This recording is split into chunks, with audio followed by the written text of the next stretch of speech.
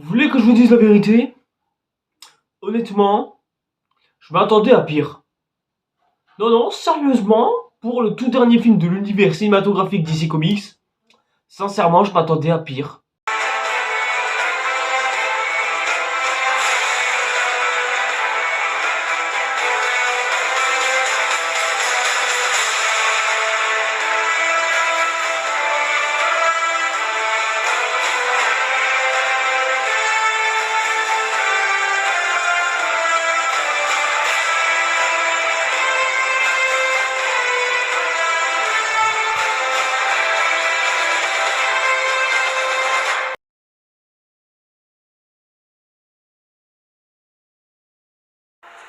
Ils se rueront sur tes pas, ils trébucheront, ils tomberont, mais le moment venu, ils te rejoindront dans le soleil calme. Le moment venu, tu les aideras à accomplir des miracles. Et donc bonsoir et bonjour tout le monde, c'est Ressatire et aujourd'hui, bon vous l'attendiez depuis forcément un petit moment, mais oui, cette fois-ci c'est la toute dernière après-séance de cette année et après... Ouais bah après ce sera fini, hein, on passera directement à autre chose. Cette après-séance concerne le fameux Aquaman 2 attendu comme jamais personne ne l'a attendu. Parce que personne ne l'a réellement attendu ce film, hein. Enfin à 2-3 exceptions près, si ce n'est peut-être 2-3 fans de DC, et les gens qui s'intéressent encore au sort de l'univers DC, encore on peut dire, mais à part ça, ouais non, personne ne s'est vraiment intéressé à ce film-là, ce qui est un petit peu dommage. Réalisé par James Wan, hein, qui a déjà réalisé l'opus précédent et qui s'est occupé ouais, de 2-3 films d'horreur dont je n'ai aucune connaissance, mais qui s'est aussi occupé de Fast and Furious 7 dont tout le monde s'en branle, hein, de ce film aussi d'ailleurs, dans lequel en tête d'affiche, on a Jason Momoa et Amber Heard à la surprise de tout le monde et dans le film. Bon, en même temps, au vu des menaces qu'a envoyé Elon Musk quand même, fallait le faire à un moment donné, il n'y avait pas plus trop le choix. On y retrouve aussi, bah ouais, tout le casting habituel, hein, simplement, hein, voilà. J'aurais vraiment aimé vous parler du lore de ce film, mais je l'ai déjà fait dans cette vidéo-là, que je vous invite amplement à aller voir avant d'aller voir cette vidéo. Et nous, en attendant, bah... on attaque directement, c'est parti. Disons que Aquaman 2 raconte l'histoire de notre cher Arthur Curry qui est roi avec sa femme Mira, avec lequel ils ont eu tous les deux un enfant. Il règne sur l'Atlantide comme prévu, hein, tel un roi, il a ses exigences, etc. Bref, voilà, métier habituel, hein. On est 4 ans je crois après les événements du premier opus. Et dans ce lot, nous avons Black Manta qui décide de remontrer sa tronche après 4 ans quand même, alors qu'il aurait très bien pu le faire un peu plus tôt que prévu. Sauf que dans toute cette histoire, il va être embarqué avec un professeur spécialisé dans l'Atlantide qui rêve de voir l'Atlantide un jour, qui vont tomber sur une espèce d'artefact un peu bizarre qui va donner des pouvoirs à Black Manta et qui va lui donner envie de déclarer la guerre à l'Atlantide, surtout à Arthur, pour avoir tué son père dans l'opus précédent. Voilà, est-ce que c'est bon? Ah là là, le DCverse, décidément, t'auras vraiment pris cher ces 10 dernières années, entre des projets qui se sont fait annuler en cours de route, ou des projets qui ont été gâchés en cours de route, ou alors des flops monumentaux, voire même catastrophiques pour la plupart. Bref, vraiment DC Comics, ça a vraiment été l'année où il a sûrement le plus morflé de toutes les années qu'il aura vécu. C'est vrai que franchement, avec Shazam qui était vraiment pas terrible et qui a plus ou moins les mêmes défauts et qualités que le premier opus, et entre un The Flash où au moins il m'a permis de faire mon appréciation la plus rentable de tous les temps, et avec Blue Beetles qui était franchement oubliable et sans plus, vraiment ça aurait été difficile d'avoir à faire pire que ces films là, parce que la chose qu'on peut dire sur Aquaman 2, c'est que au moins il a le prix du meilleur film de DC Comics, et ça, ouais ça c'était un peu indispensable à avoir, parce que sinon... Alors que franchement, avec toutes les craintes que l'on nous a fait susciter à propos de ce film, vraiment il y avait de quoi avoir une énorme frousse au cul, parce que vraiment, nous dire qu'on va mettre un petit peu plus d'humour pour un peu plus alléger les propos, et nous dire que l'on va nous faire revenir le personnage de Orm, parce qu'il faut bien une relation un petit peu à la Thor et Loki, comme on a eu dans Thor Ragnarok et tout, ouais franchement, on aurait pu s'attendre à quelque chose de pire. Et avec le retour de Black Manta, on n'aurait pas pu s'attendre à quelque chose de ouf non plus. Mais franchement, j'ai été assez étonné et j'ai eu la bonne surprise au moins de voir que c'était pas aussi pire que ça à quoi je m'attendais. Ça rend pas le film exceptionnel non plus, ça en fait pas non plus un film qui mérite de trôner dans mon top 10 de l'année, soyons honnêtes. Mais Ouais, non, franchement, c'était bien. C'était juste bien, sans plus, quoi. Bon, déjà, avant de parler du deuxième opus, on va quand même parler du premier, parce que j'ai eu le temps quand même de le revoir, bah, il y a quelques jours de cela, pour bien me préparer afin de voir, bah, le second opus. Et croyez-moi que c'est nécessaire de voir le premier opus avant d'aller se taper le deuxième, parce que vraiment, vous pourrez passer à côté de certaines choses. Et bref, c'est voilà. J'avais peut-être fait une impression, il y a bientôt 5 ans de cela. Il s'agit bien évidemment d'un film de la maison DC Comics plutôt qu'à la maison Marvel, puisque c'est le seul film de DC Comics qui sort cette année. Et bien sûr, il y avait Justice League que j'ai bien aimé, juste enlever l'humour, et là j'aurais été à fond sur l'adoration du film. Et puis il y a eu aussi l'acteur d'Henry Calvin qui jouait Superman, qui a quitté malheureusement la maison DC Comics. Mais je pense qu'il est nécessaire quand même de vous dire quel est mon avis à propos de ce film-là, parce que en le revoyant, j'ai quand même quelques petits points soulignés que j'avais pas relevés dans cette précédente vidéo-là. À savoir que, bon, c'est bien d'avoir une belle réalisation de James Wan, etc., etc. Mais je trouve que le problème de ce premier opus, c'est que le film s'enchaîne trop vite. C'est-à-dire qu'on passe à une scène d'exposition, on passe ensuite à une autre scène d'exposition, une scène de dialogue, une scène d'histoire, après on passe à une scène d'action, une scène de combat, etc., etc.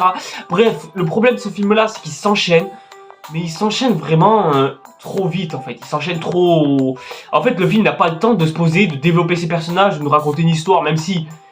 il le fait à certains moments, mais à de trop rares occasions. On passe à une scène d'action dynamique, à une scène d'exposition, et ce qui fait que du coup, on n'a jamais le temps de se focaliser sur les personnages, ni même sur les décors, et ce qui rend le film un petit peu dommage. En fait, c'est comme si le film passait d'une case A à une case B, c'est-à-dire qu'on passe à une case sans qu'il y ait d'autres conséquences, parce que pour qu'un bon scénario puisse passer de la case A à une case B, bah faut qu'il y ait des conséquences sur la case A. C'est comme jouer à un jeu sur Mario Bros, tu peux pas passer au deuxième niveau directement, sans avoir fait le premier niveau. Et bah dans ce film là, c'est un petit peu le problème de ça, c'est à dire qu'il passe d'une scène à une autre sans avoir à faire quoi que ce soit dans telle scène. Il se contente uniquement du minimum syndicat pour nous raconter ce qu'il a raconté et passe à la suite directement sans vraiment nous faire profiter du film. Et ça, ouais, c'est un petit peu le défaut de ce premier opus, malheureusement. Le deuxième point que j'ai oublié de souligner, ce sont le peuple. Le peuple dans ce film-là ne compte absolument pas. Que ce soit du côté de la surface ou du côté d'Atlantide, je parle, pas vraiment, il n'y a aucun développement du peuple, on sait pas du tout ce qui se passe, on sait pas du tout ce qu'ils vivent, bref, le pire c'est qu'on les voit même pas en tant que figurants, et c'est vraiment dommage en fait. Enfin si, on les voit en tant que figurants, mais juste dans le stade où ils sont dans le stade quoi. D'ailleurs, vous trouvez pas que ce figurant en plein milieu ressemble à Neymar Junior? Je sais pas, il y a un petit air de famille un peu. Et c'est vraiment dommage que l'on ne parle absolument jamais du peuple. Enfin si, on en parle un petit peu dans le film. Mais au final, on nous le montre jamais ce qu'ils ressentent. On nous montre jamais ce qu'ils éprouvent envers les autres peuples. Bref, on voit jamais rien d'eux. C'est chiant, on s'ennuie. Enfin bref, ça c'est ce que j'avais à reprocher pour le premier opus. Mais pour le deuxième, ça se passe comment alors? Franchement, le deuxième opus, comme je vous ai dit, je m'attendais bien évidemment à pire. Il y a évidemment 2-3 petits problèmes, mais ça on va l'aborder. Mais je trouve qu'il y a aussi des problèmes qui ont perduré et d'autres problèmes qui sont restés aussi. Mais en dehors de ça, ça reste pas si mal. Ça reste tout autant regardable et ça arrive à avoir une bonne ligne directrice comparée à son premier opus. Et ça c'est bien. On nous fait un peu plus profiter des personnages, un peu plus profiter des scènes et on nous laisse un petit peu plus respirer. C'est-à-dire ça enchaîne pas le film d'une case A à une case B comme je vous ai dit. Non, là, vraiment ça nous fait entrer dans le vif du sujet et on arrive à développer chacun de nos personnages petit à petit. C'est pas le petit film de divertissement où les chaînes d'action, enfin les scènes de divertissement s'enchaînent comme un blockbuster moderne bourrin. Et dès le début du film tu ressens ça, parce que dès le début du film tu t'attends peut-être à avoir un ou deux défauts par derrière, par-ci par-là, etc., etc., parce que ça a toujours été comme ça en ce moment avec les films d'ici, genre tout le temps ça commençait et on se disait tiens, ça commence bien, on commence à avoir des scènes sympas, on a notre super-héros préféré qui se développe, c'est bien. Et après, ouais, t'as les petits problèmes qui s'enchaînent, etc., etc. Mais Aquaman 2, c'est pas du tout ça. Genre, c'est pas la même problématique que The Flash, par exemple. Ou Shazam 2 aussi. Là, vraiment, on nous fait une bonne scène d'exposition dans, je crois, c'est le pôle sud ou le pôle nord. Bref, je sais pas, c'est dans un pôle, quoi, on va dire. Et vraiment, là, ça s'enchaîne bien. On est parfaitement bien dans l'histoire. T'as, Arthur qui nous fait le narrateur en nous racontant, ce qu'il a vécu ces 4 dernières années, etc., etc. Bref, c'est cool, c'est bien. Ça développe bien les personnages et bref, c'est sympa. La réalisation de James Wan, c'est là par contre que ça coince. Parce que là où James Wan avait l'air d'avoir de l'inventivité et avait l'air d'être au tac inspiré au point de pomper, allez, 2-3 petites scènes cultes dans certains films, je pense notamment à Tintin ou Avatar par exemple, bah là je trouve que dans ce film il manque vraiment d'inspiration. C'est bien parce que au moins il a une caméra qui lui permet de faire un petit peu ce qu'il veut, on sent qu'il a l'air assez inventif notamment dans les scènes d'action et les scènes de baston, mais dans les autres scènes, ouais bah j'ai l'impression qu'il n'y a que ça dans son répertoire, j'ai pas l'impression qu'il a l'air plus inspiré par exemple que dans son opus précédent, là où dans l'opus précédent, ouais ça se voit qu'il a pioché ses références, là j'ai l'impression que c'est plus dans les dialogues où les références se ressentent et ça...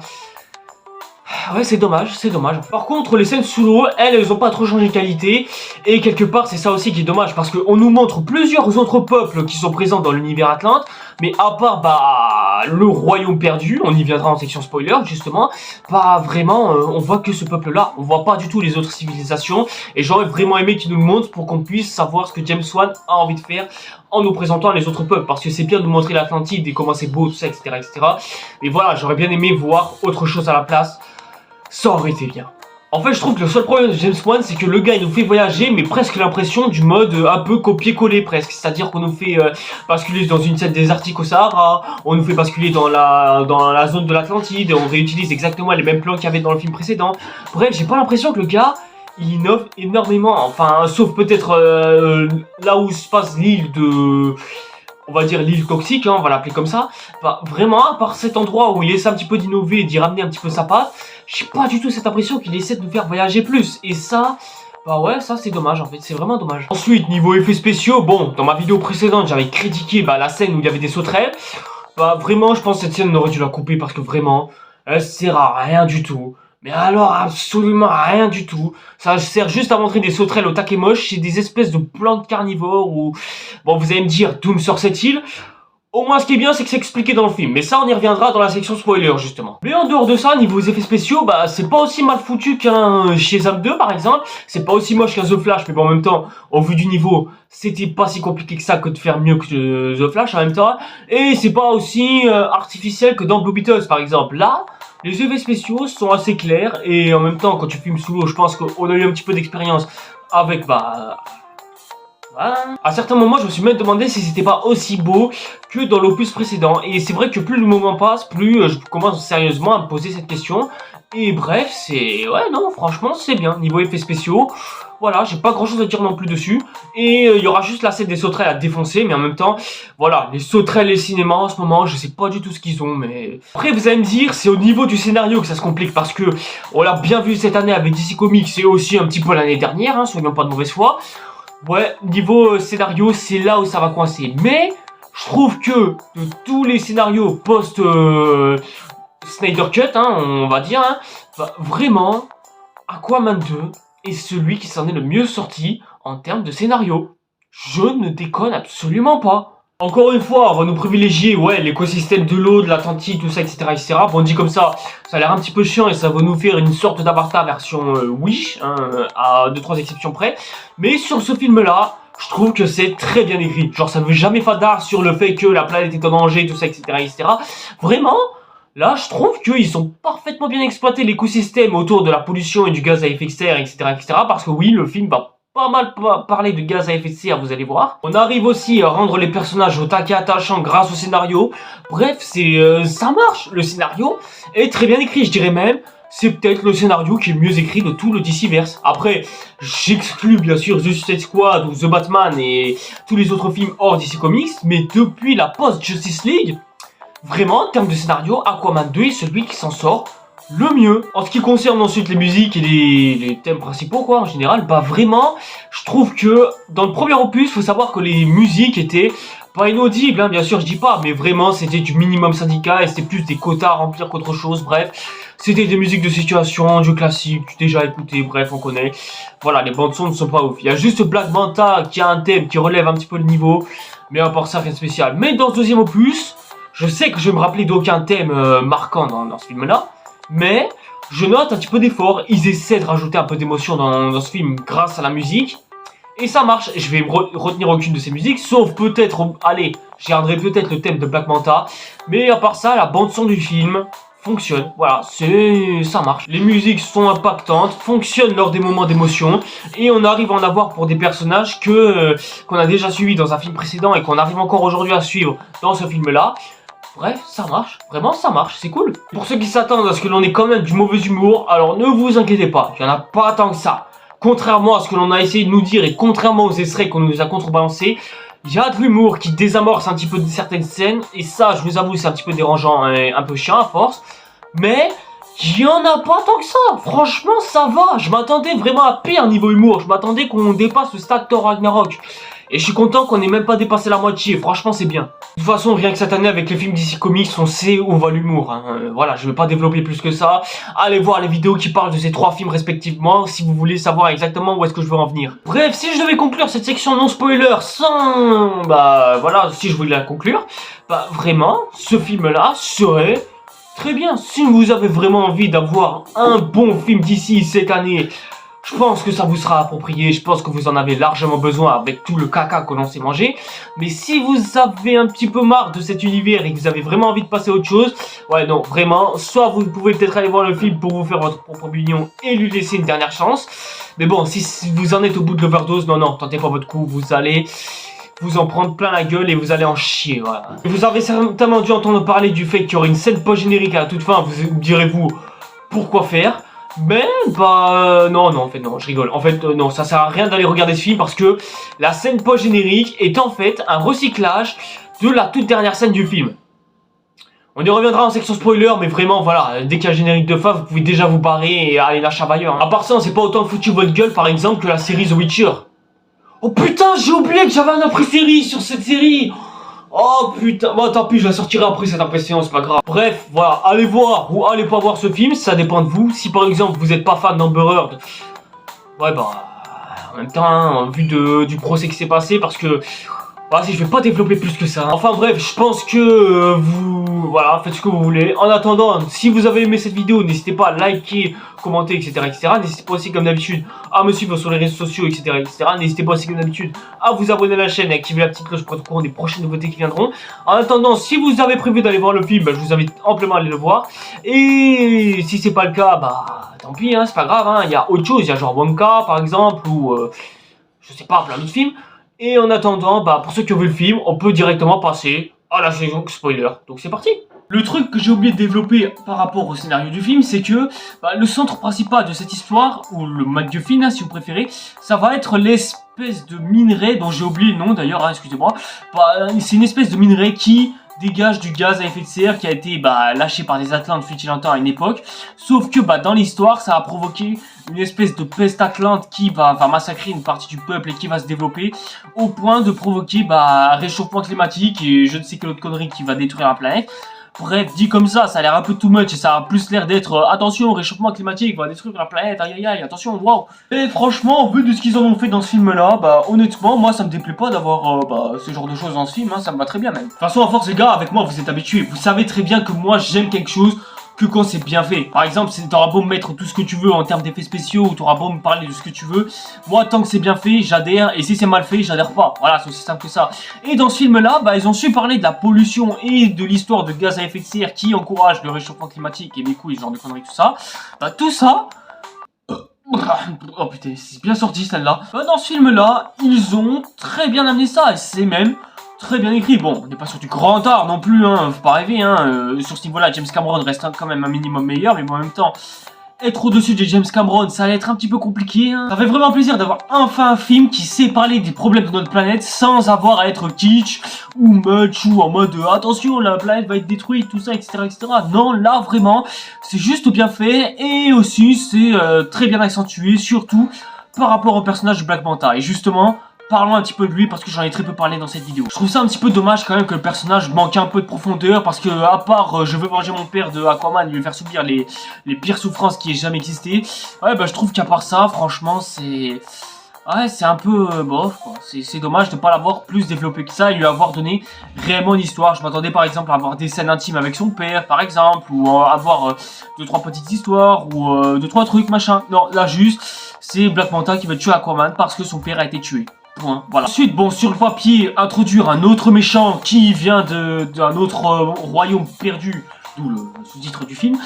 Vraiment, sur le papier, je trouvais que ça pouvait être une mauvaise idée parce qu'on a déjà Black Manta Donc pourquoi est-ce qu'on met un autre super vilain, surtout que, voilà, ça n'a pas trop d'utilité. Mais déjà, ça alourdit un peu plus de lore parce que on apprend que c'était jadis le frère d'Atlantis, à savoir le premier roi d'Atlantide. Et déjà, ça rajoute un petit peu de lore à cet univers, et c'est très bien même d'ailleurs. Hein. Bon, même si ça n'a plus trop d'utilité, vu qu'on sait que c'est le dernier film de DC.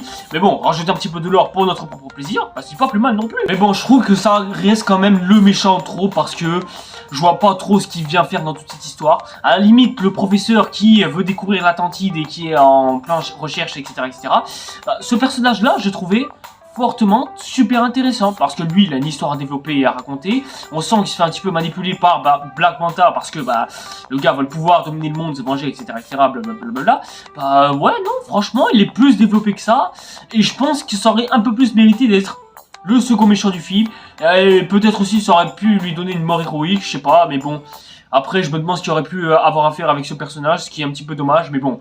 Au moins, il a un bel arc, il est très bien développé, et ça marche pour lui, c'est très bien. La fraternité qui règne entre Arthur et Orm, franchement, c'est pas du tout du semi-Thor et Loki version bis auquel tout le monde s'attendait. Au contraire, même, c'est une belle relation entre deux frères qui fonctionne. En plus, avec une mère derrière qui aide un petit peu au développement de nos deux personnages et nos deux caractères. Vraiment, ça fonctionne. Surtout si en plus, t'as le méchant principal qui les met un petit peu en conflit vers le climax du film. Vraiment, ça fonctionne. Leur alchimie fonctionne. Les deux acteurs s'entendent bien et ça se voit, donc ça fonctionne. Bref, tout fonctionne autour d'eux. Même s'il y a 2-3 blagues par rapport à la pop culture, etc., et que son arc de rédemption est un petit peu rapide à mon goût, franchement, ça marche. Vraiment, j'ai été assez satisfait. J'ai pas non plus eu ce que je voulais pas. Et c'est déjà une bonne chose. J'aime beaucoup l'idée que ce truc à gaz à effet de serre remodifie un petit peu l'environnement d'une île en particulier. Parce qu'au moins, ça permet de savoir un petit peu les dangers que cela peut représenter. Et surtout, ça a des conséquences sur la nature. Et franchement, j'aime bien. Je trouve ça vraiment pas mal. Et je trouve que ça rajoute un peu plus de danger à ce genre de truc. Et c'est vraiment bien. Juste dommage que ça nous ait donné une scène avec des sauterelles dégueulasses. Franchement, on aurait dû rajouter un petit monstre au hasard. Je sais pas, mais voilà, un gros monstre, ça aurait pu compenser à la place des sauterelles, ça aurait été très bien. Et surtout, ça aurait permis d'avoir une complicité entre Orm et Arthur aussi, ce qui aurait été meilleur. Mais au final, au final, on se contentera seulement de sauterelles qui courent après nos héros. Et c'est nul. Aussi, ce que je reprochais au premier opus est toujours là, à savoir Mira, jouée par Amber Heard. Alors, je trouve que la personnage est très intéressante et vraiment cheatée pour avoir des pouvoirs de maîtriser l'eau de cette manière. Mais je trouve que l'actrice, vraiment, ça le fait pas. Ça se voit qu'elle est pas à l'aise dans son rôle, ça se voit qu'elle est pas non plus à fond. Alors qu'à côté, t'as Jason Momoa qui joue son mari quand même, son roi. Vraiment, j'ai pas du tout l'impression qu'elle investit. Après, je l'ai jamais vu jouer dans aucun autre rôle, ça je dis pas. Mais malgré tout, ça change rien au fait que elle est pas investie dans son rôle. Du coup, je n'ai aucun attachement pour son personnage. Voilà, j'ai rien d'autre à dire de plus, qu'est-ce que vous voulez que je vous dise Dehors de ça, les autres acteurs s'habillent parfaitement bien dans leur rôle. Je pense par exemple à l'acteur qui joue Black Manta. D'ailleurs, je trouve quand même que sa fin, je pense pas que ça aurait dû être la fin qui aurait dû être choisie. Ça aurait dû littéralement finir sur Arthur et Black Manta qui se battent entre eux. Bref, ça aurait dû finir exactement comme ça, leurs histoires entre eux. Ça aurait aussi pu finir sur Black Manta qui préfère se suicider que d'avoir demandé le pardon d'Arthur et tout ça. Bref, c'est comme ça que ça aurait dû finir et pas autrement. Ensuite, tout à l'heure, je parlais de la scène post-générique. Au final, vous voulez savoir c'est quoi la scène post-générique pour ceux qui sont partis avant que ça arrive. Sachez que c'est Orm qui mange un burger avec un scarabée dedans. Voilà, pour vous dire à quel point vous avez absolument rien raté, d'autant plus qu'on avait déjà eu cette scène de fin lorsque Arthur faisait son discours au peuple pour avoir ouvert l'Atlantide au reste du monde. Bref, voilà, j'aurais juste eu besoin de rajouter Orm en train de manger un burger et prendre un scarabée dans cette scène pour le mettre dans son burger et le manger directement. Pourquoi est-ce qu'on fait de cette scène-là une scène post-générique alors que vous pouvez littéralement... Oh putain. Donc du coup, vous allez me dire, faut bien que je conclue cette appréciation parce que là, je crois que j'ai à peu près tout dit. Du coup, faut que je lui donne à tout prix une note parce que là, c'est là où ça coince un petit peu. Parce que d'un côté, il y a certains points, il arrive à faire mieux que son prédécesseur. Et de l'autre où c'est moins bien que le prédécesseur forcément. Mais au vu de tous les films que l'on s'est tapé cette année de la part de DC Comics, ça fait quand même un petit peu du bien de se dire que Aquaman 2 est celui qui s'en est le mieux tiré dans cette affaire et arrive à nous donner, un assez doux goût de cette fin d'univers cinématographique. Et franchement, vu de ce qui s'est passé en ce moment, je pense que c'est ce dont il avait réellement besoin. Bah là, pour le coup, je ne sais pas vraiment quelle note lui donner. C'est vrai qu'à y réfléchir un petit peu, avec toutes les qualités qu'il a, et surtout ce qu'il a pu nous donner, je pense que 70%, c'est la note qui lui paraît parfaitement attribuable. Les acteurs jouent toujours aussi bien, sauf Amber Heard, hein, forcément. James Wan se paraît moins inventif dans sa manière de filmer, etc., etc. Le thème du réchauffement climatique est mieux abordé dans ce film-là que dans l'opus précédent, où on disait que ouais, c'est les humains qui polluent, du coup on leur fait la guerre. Voilà, ça n'est pas plus loin que ça hein, non plus. Et aussi, autre problème que ça engendre, le peuple n'était pas exploité dans l'opus précédent et là, il est encore moins. Surtout quand on leur dit qu'il y a une peste bionique et ils sont en train de les exterminer. Et aussi, on apprend que le personnage de Willem Dafoe en a été victime et il en est mort. À ce moment-là, je comprends pas comment est-ce que cela a un petit peu arrivé. Peut-être que c'est parce que l'agenda de Willem Dafoe n'était pas assez rempli, enfin, il était trop rempli pour jouer dans ce film.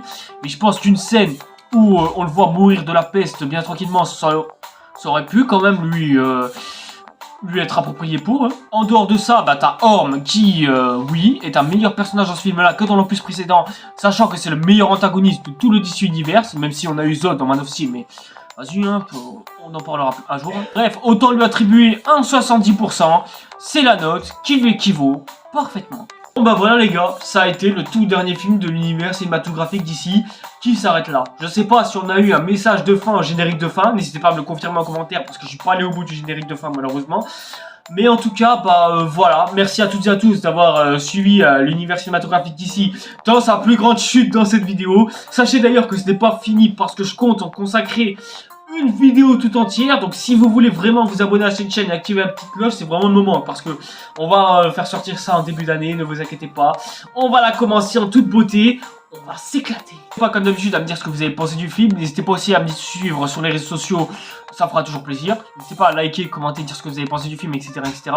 Et nous en attendant, eh ben on se retrouve sûrement pour l'après-film de Rebel Moon, mais bon, vu que j'ai me souvenu que j'ai une après-série sur The Witcher à préparer, ouais, ça va être difficile à faire après cette vidéo. Allez, c'était Red Satire, tout grand tout prêt. C'est trop sale, car fait trop de sale. C'est dommage, car j'étais un bon gars, mais je suis devenu un bandit. Le OG, le million